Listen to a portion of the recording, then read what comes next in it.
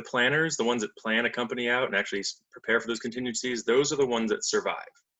Um, you know, market corrections, new legislation, acts of God, crisis, whatever. It doesn't matter what it is. If you have some sort of plan in place, you are more able to pivot. And the ability to pivot and adapt is what sets you apart more than anything else from your competitors. Because as Bob said earlier, you're watching a lot of startups, especially small companies right now, but even big ones that took this coronavirus thing and turned it into an opportunity.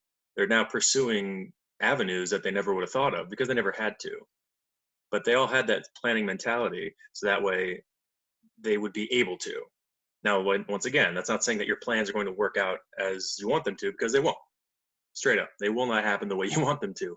But if you actually lay out that groundwork, you have the ability to adapt that much easier.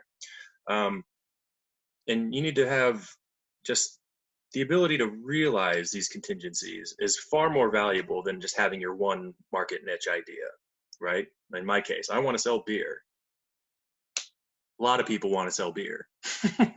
In fact, it's probably one of the biggest, or was one of the biggest growing markets.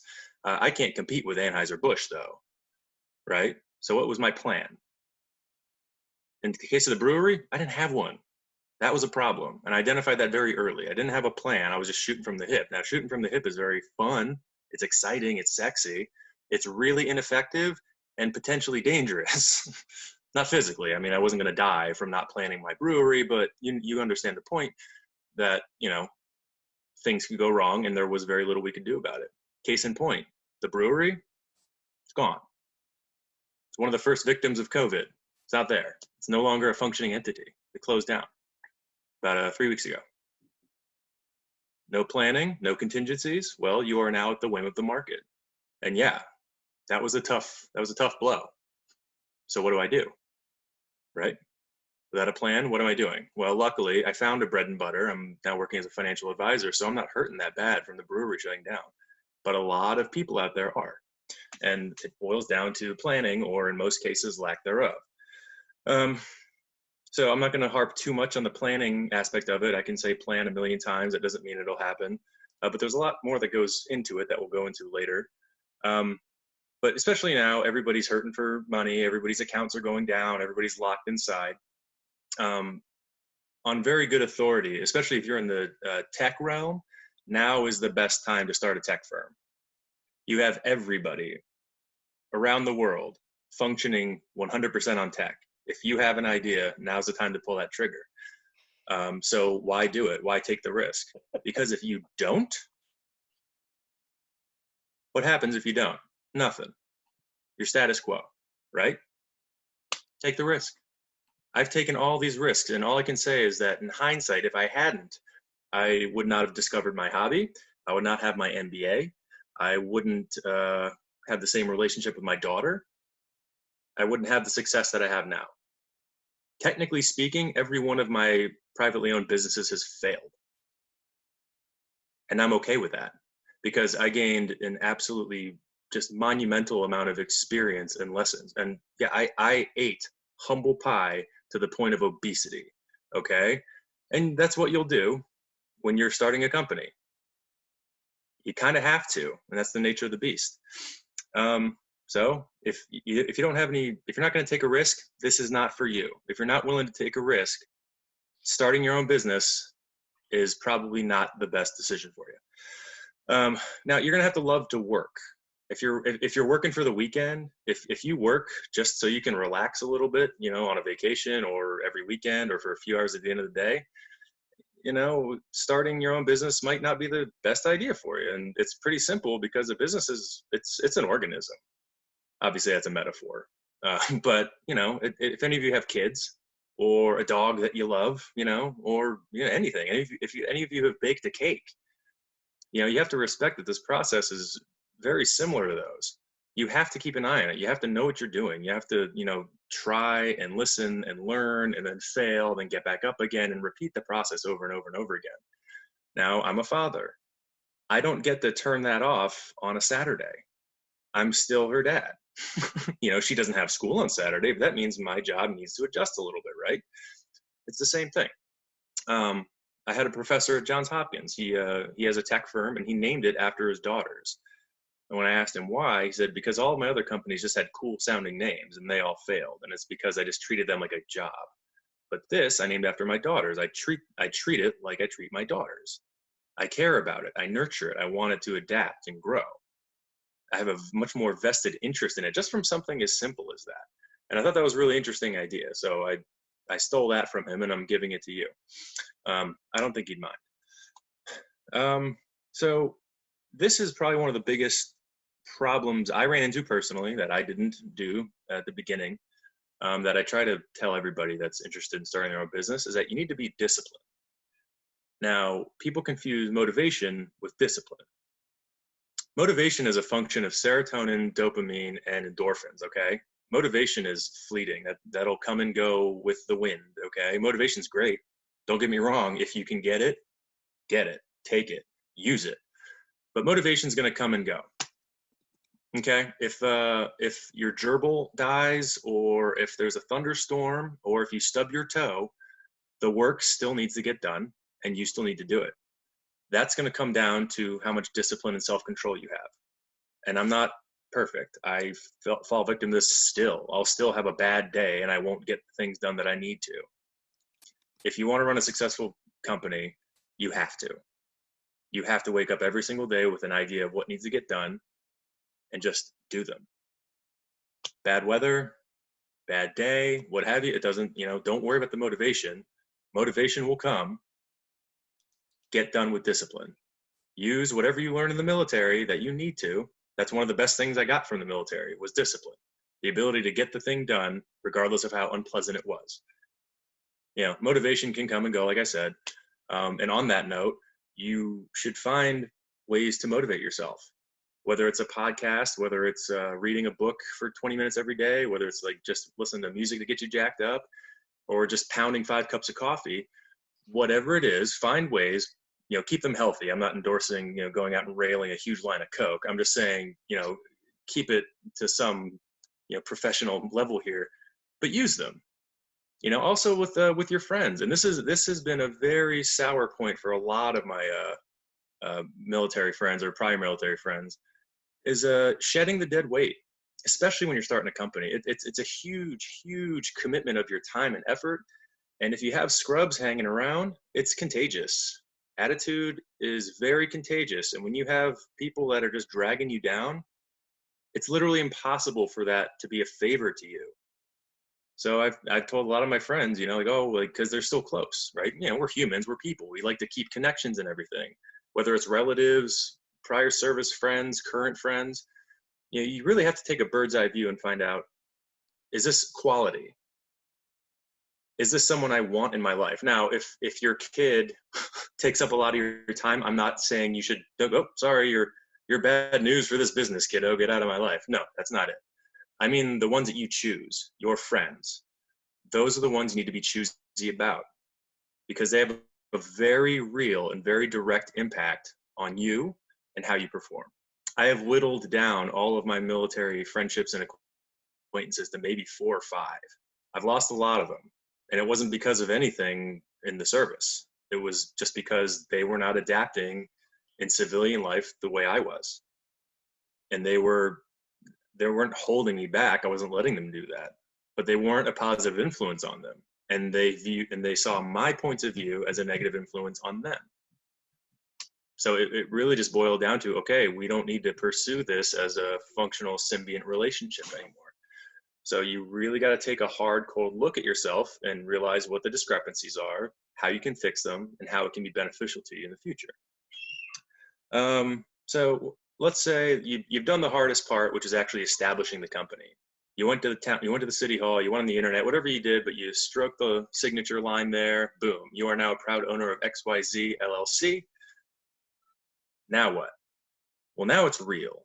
Now you have an obligation to yourself and to the company, because the company is an entity unto itself. It's that organism. Now you have a duty to perform your utmost. Great.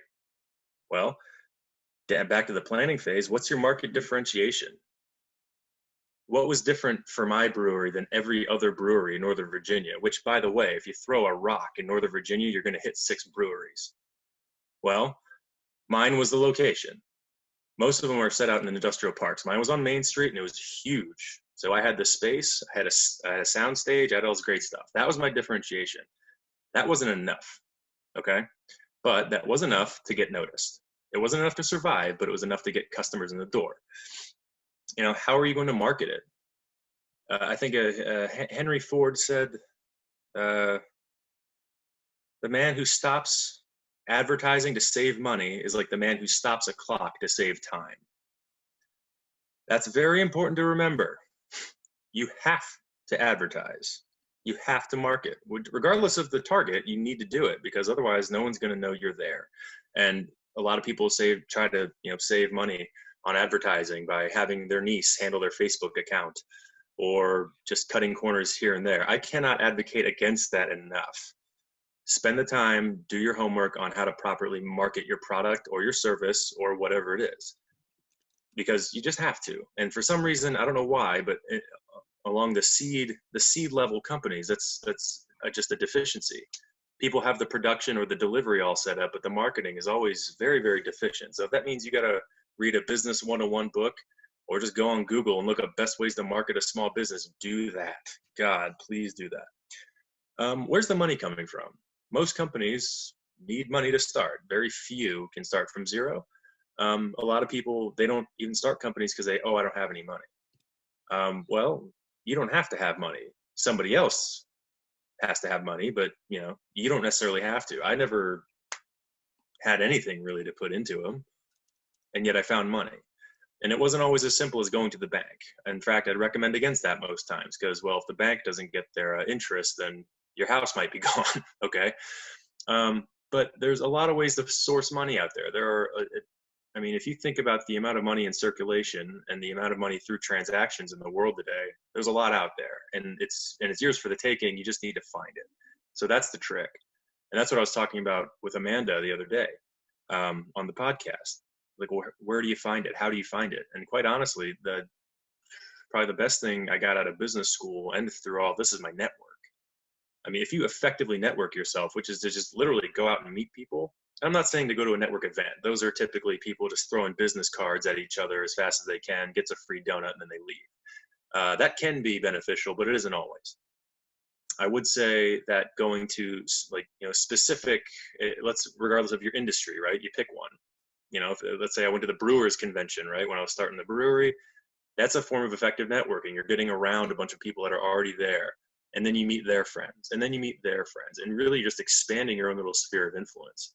And don't just do it from the point of view of business. Do it because you want to, because you want to learn more. You want to meet people. You want to actually be a center of influence for these people, because that'll actually set you apart as not only an expert, but a go-to guy or girl. And that's handy. That's really handy when people are thinking of you when a problem comes up. Okay, and then it's reciprocal. You'll meet people at XYZ function that are just investors because they like it, or they were in it for 30 years, saved up a lot of money so they could retire, and then they literally specialize in lending money to small business owners.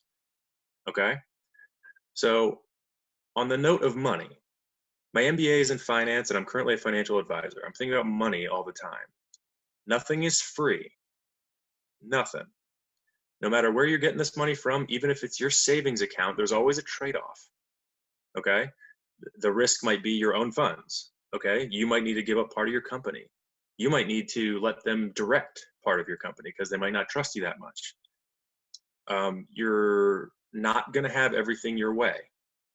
So circle back to that planning thing. Okay, where can I get money from? Where am I going to, who's going to give it to me? Why? For how much? When? What are the conditions?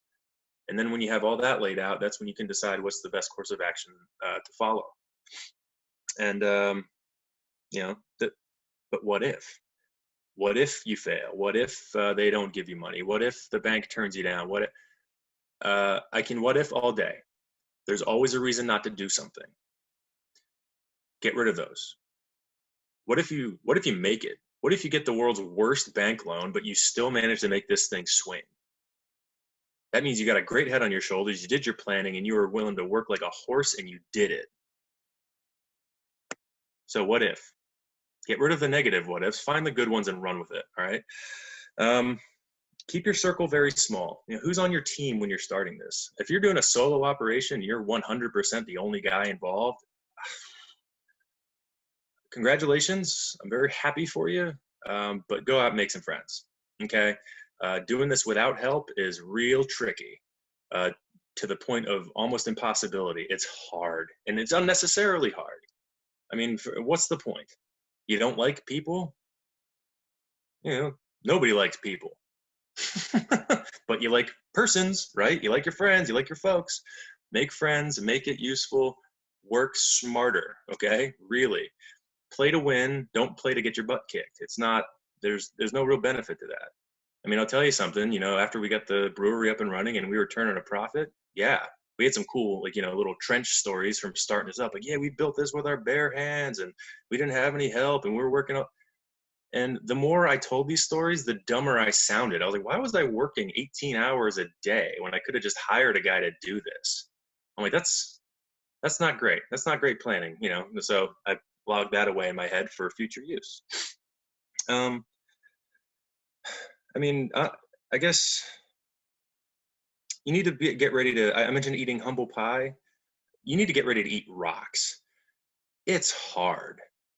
Jesus Christ, it is hard. And every day you wake up and just all right, let's go. And you just got to sit there and suck it up, and it's going to hurt, and it's going to feel thankless and unrewarding. And for the first couple of years, broke, okay? But what if you succeed? You get to sit there and say, I did it my way on my own rules, and now I'm sitting pretty and loving life. Versus the alternative, which was, I'm on a happy scale out of a 5 out of 10. Oh, but hey, I have a safe paycheck. And I have nothing against people like that. It's just a difference in personality. I cannot stand sitting still. I get bored very easily, and I always want to move, and I'm always trying to go for greener pastures. And I felt guilty about that for a while. Like, how come I'm never happy? Is it because there's something wrong with me? It's like, well, no. And I'm not even anywhere close to alone there. It's just that, some people are, hustlers and go-getters, and they got to keep on moving, and they got to go. There's nothing wrong with that. If there's people around you that are trying to convince you that there's something wrong with that, that's that dead weight I was talking about earlier. Maybe, have a talk with them, explain what's going on, explain what your needs are, okay? Communication's pretty key. I think we can all agree on that. I told my friend this the other day. He was calling because coronavirus is affecting everybody's work in one way or another. I'm currently in my brother-in-law's house up in central Pennsylvania. I live in Baltimore. I haven't seen my house in over a month. And it's weird. It's really weird. So I was talking to my friend on the phone, and it's easy when things get tough to throw in the towel. In fact, quitting, oftentimes, logically speaking, is smart, right? Why would you keep getting punched in the face? Why would you want that? Don't get punched in the face. Get away from there. It's quitting, right? That makes sense, right? I'm not crazy. It's just logic. If you want to make it as an entrepreneur or small business owner, you have to be too stupid to quit. That's the only time I endorse stupidity, is when it comes to quitting. Be too stupid to quit.